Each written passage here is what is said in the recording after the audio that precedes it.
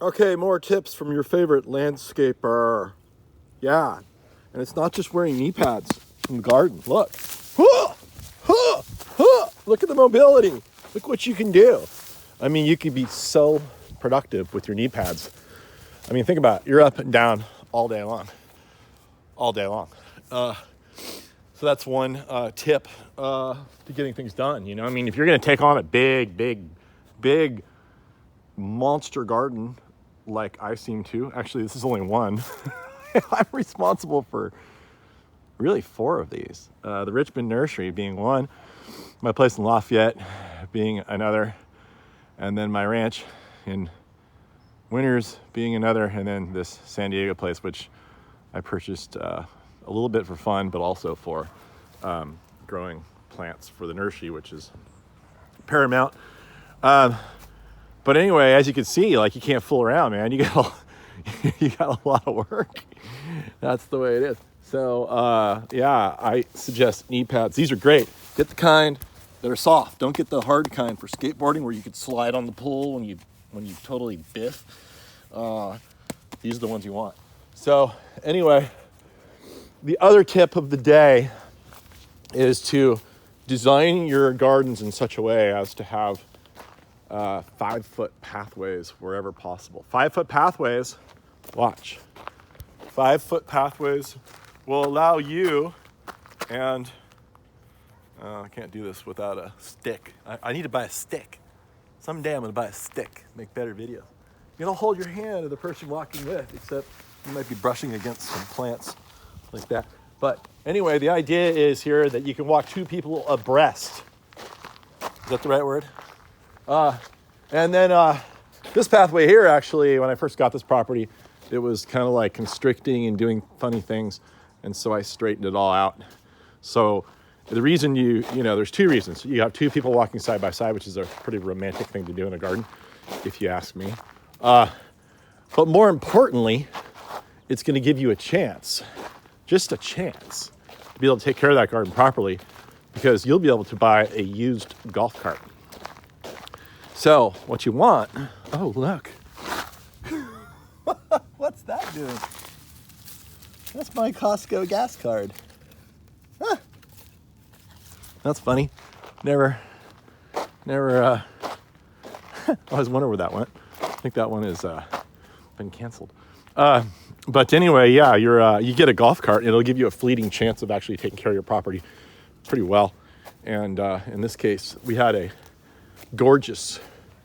formerly gorgeous Leptospermum here. Beautiful pin cushion. You can see the remnants of the pin cushions. It was an incredible flower at the time, the height of its glory. Look how big it got. For comparison, it was huge, and it covered this big gap right here. Now, luckily, my neighbor's house is probably prettier than mine, so it's not like I have a bad view, except when vans go by. But yeah, I had all this privacy right here. Now I don't. So now I got to put clothes on when I walk through the garden, which is unfortunate. Anyway, so yeah, I'm moving all this material out of here, getting it out to the recycle bins, and there's always a good reason in the garden to get sidetracked, right? Look at that. Look at that beautiful agave flower. But anyway, the golf cart. Back to the golf cart. This is more important than knee pads. Now, the golf cart, here I have a Yamaha. Who knows how old it is? But, for about $1,500, you can usually pick one of these things up. Ideally, you want to get a bed on the back. Some of them dump, which is pretty fantastic.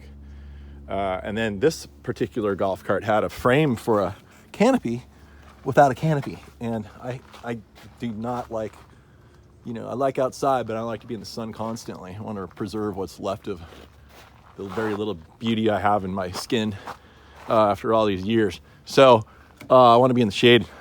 And so I fashioned up this, got this great idea of making a plywood 4x8 platform on top of this thing. And that was great for a while until, of course, it wasn't designed for that. So I had some breakage on the frame. This part here was all right because it was bent. It wasn't like... this part failed because it had a hole and it only had connection here and here, which is not very much. So when it rocked around, it broke.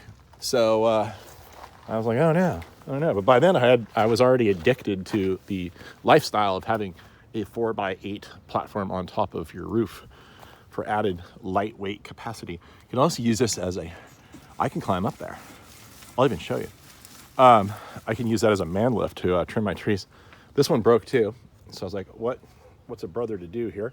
So I went rummaging around the property and I found, I knew I had these, but I kind of forgot that I did. I know that's contradictory in language, but yeah, so the dude, he built this road coming through here before I bought this property. And he took down this wrought iron, which is like, I'm really trying to figure out what to do here because I can't match the wrought iron. I think I'm just gonna add on to the wall and make it taller there and get more privacy and then just not have to match the wrought iron. But anyway, some of the pieces he had left over, I found in the bushes. And two of the pieces were these pieces right here. So look, all right? I just had two pieces, that's all I had. So I bolted these on here, drilled some holes, and put them on here. And then I actually found these pieces. I think this is from some kind of fence material I found out here. And fashioned these things up and put a bolt to cross brace it. And as you can see here, I couldn't get the bolts through, but I could get a nail through. So I took a nail and then I bent it over. And so that's all you need. Now it's, firmly in place. And this thing now is rock solid. Oh, then I found one more of these pieces, these black pieces. And I ran across here. And now check this out now. Check it out. Let's do it. Whoa! Yes! Oh! Whoa! Oh! Yes! How's that? You do a little dance up here. Totally stable now. Without those braces, this whole thing would collapse. So I'm feeling very confident. I can even have aerial platforms to make these beautiful videos. Here, watch this. Ready? Put some music on this. Here we go. Ready? Da, da, da, da, da.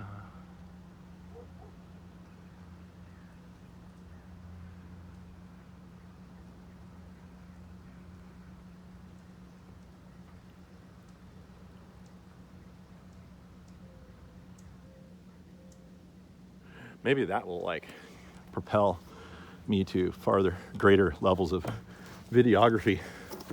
Now the question is, do you think a 52-year-old dude, actually it's not 52, 4 days more I'll be 52. You think a 52-year-old dude in flip-flops can land that? I think I might be able to.